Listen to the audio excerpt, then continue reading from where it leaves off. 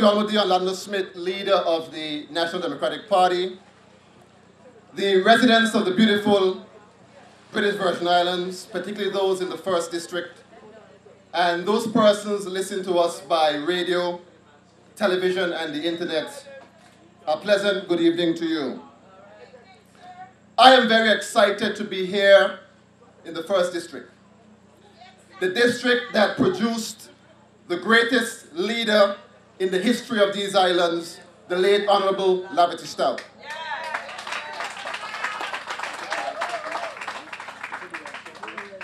A man who was deeply admired by all, and a man that steered this country to prosperity.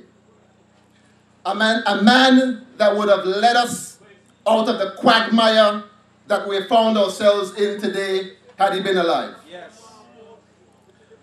I would also like to extend my condolences to the Stoutt family for their recent loss. And I trust that the good Lord will continue to comfort them at this time. I would also like to express my hearty congratulations to all those students who will be graduating from the primary, secondary, and tertiary institutions in the territory, and also those who will be returning home from institutions of higher learning abroad. I would also like to send special congratulations to Alaya Leonard from this area.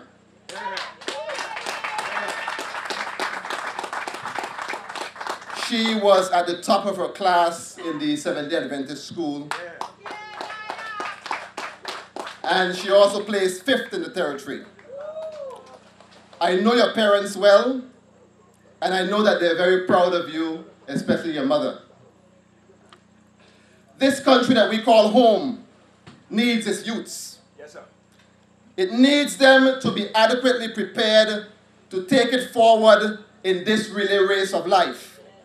It needs them to be fit, mentally, physically, and emotionally ready to run their leg of the race with a burst of energy and ingenuity to keep us in the competition. Yes. It needs them to hand it over to the next generation in a much better state than it has been handed to them. Yes. The thought of our students moving from one positive change in their life to the next is always one that brings a feeling of accomplishment to all of us. Yes, sir. Parents and family members feel proud, and they should, yes, because it is not easy raising children today in these Virgin Islands. However, when we consider particularly the 262 children leaving high school, yes, and the 221 leaving the Lavity Stoutt College, plus those returning from studying abroad in the US and the UK, we must also consider whether our economy in its current state can provide jobs and other opportunities that our young people have worked so hard for. Yes, we have to consider that. Yes, sir. Yes. My friends, whether we have a recession in the world or a recession in the Virgin Islands, that does not change the fact that we'll have students leaving school every year who will be looking for work, yes, in this country. Yes, sir. And these students are not interested in hearing the excuse that things are bad all over the world and there's no work. They're not interested in that. It is the responsibility of our leaders to exercise diligence, fiscal prudence, creativity, and initiative to keep this country growing so that our students can find jobs or open their own businesses if they choose to do so. It is their job. We should not be accepting any excuses from our leaders. And as many in the Virgin Islands say, talk is cheap, money buy land. We don't want to talk, we want action. We need to let our youths know that we need them, that their country needs them to take up the baton and run their leg of the race with much vigor and enthusiasm. We need them to rise to the occasion, and we will help them. They have to be prepared to receive the baton. Even though, as we can see today, even in our politics, our leaders do not understand the concept of passing the baton to the next generation. Yes, sir. Yes, sir. Yes, sir. They want to run the entire relay race, and they don't care if we come in last. Yes, yes. They want to run it still. Yes. A new NDP government will ensure that we re-establish the National Youth Council. Yes. This council will have a regular audience with the government and will advise government on all matters relating to youth development. Yes. We need our youths to be involved in the development of the country that they will inherit tomorrow. Yeah. Yeah. When I travel the length and breadth of this country, the majority of young people express their dissatisfaction with what they call the system. They say to me, Myron, nobody is checking for us. Sometimes when you go and talk to them, they start looking at you funny. They don't trust us politicians, and I don't blame them. Yes, sir. They have been fooled so many times with empty promises around election time. Yeah, yeah.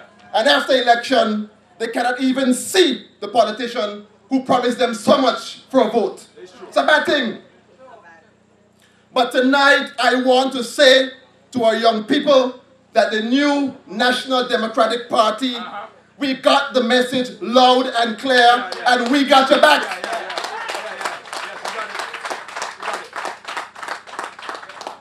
Getting this country back on track will be the first matter of business for this new government. We recognize that with a strong and buoyant economy, we'll not be able to improve the lives of our citizens. Yeah. There is a clear and urgent need for us to address the questions of productivity and growth, particularly in our tourism sector. We need to properly market these islands and improve the product that we offer to our tourists.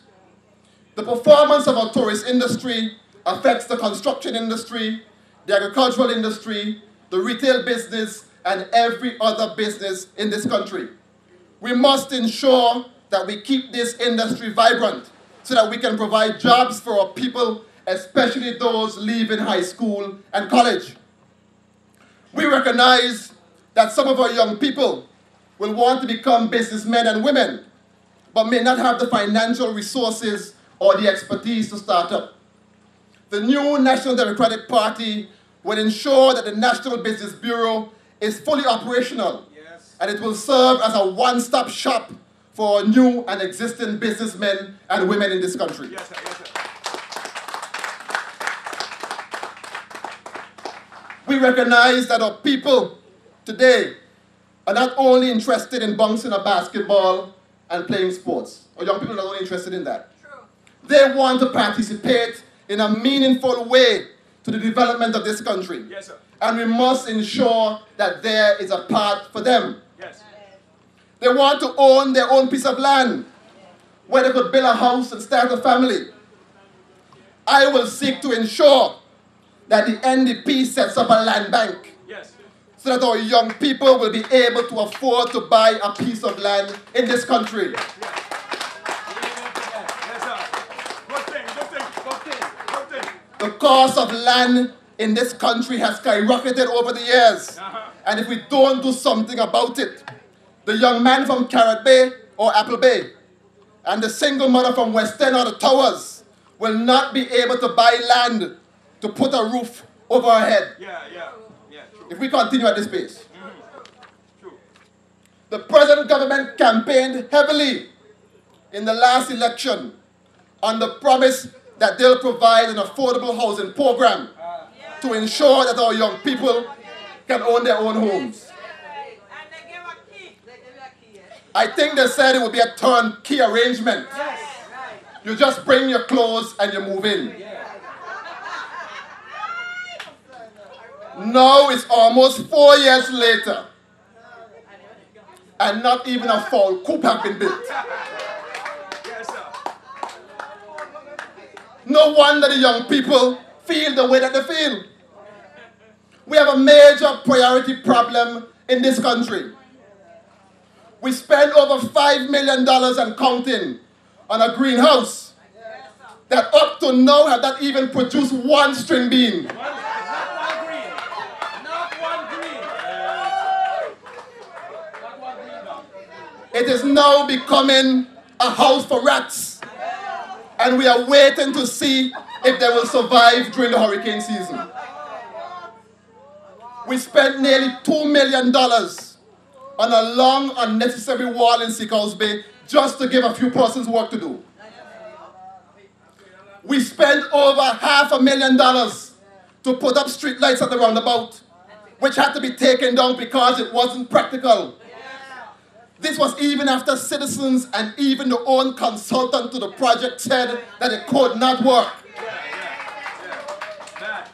If this government is serious about providing land and house for first-time house owners, can you imagine how many houses they could have built with all that money? Yes.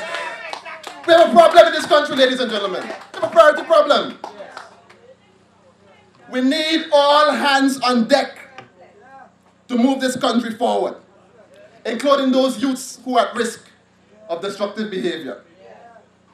They need to understand that this country needs them, and they have their role to play in the overall development of this country. Yes.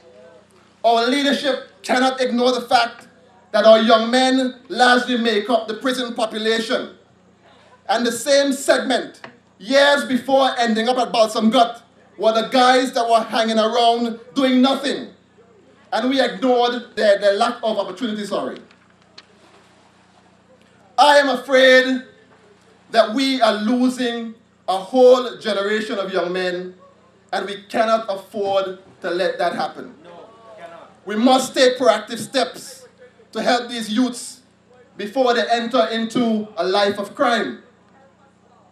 We must develop a systematic way of identifying and monitoring our at-risk youths from as early as pre-primary school so that we can provide the support services to them and their family so that we can foster positive growth from that time.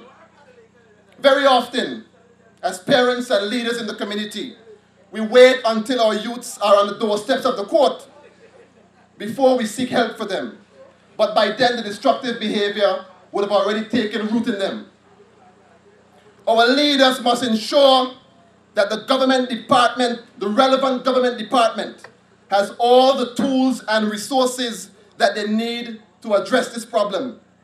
I am calling for a properly funded youth intervention program to be put in place as a matter of urgency so that we can save the lives of these youngsters that are going astray. Yes. Confession is good for the soul. Oh, yes. And it was good that the government was able to confess that the social services sector is lagging behind. They confess on Sunday. Yes.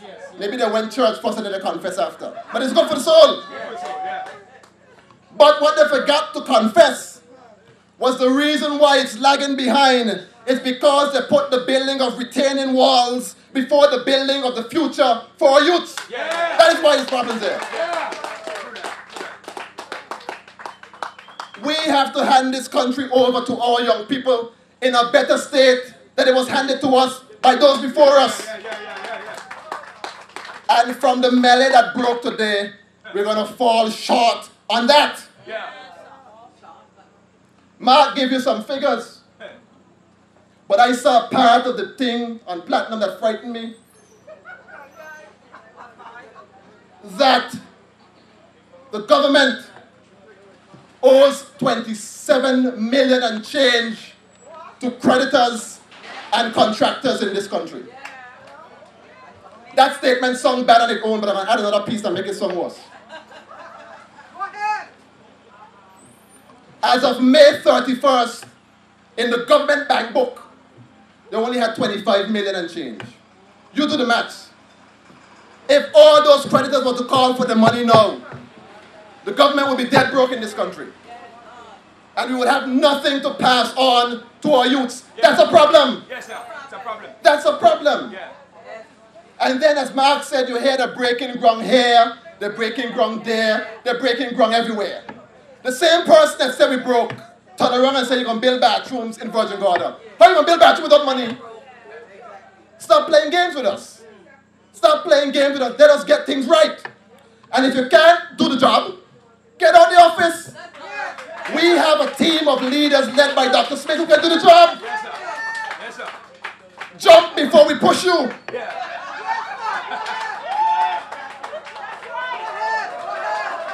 The people will do. The people. We are calling on the people of this country to pay close attention to what is happening with this country. And we have to put the politics aside.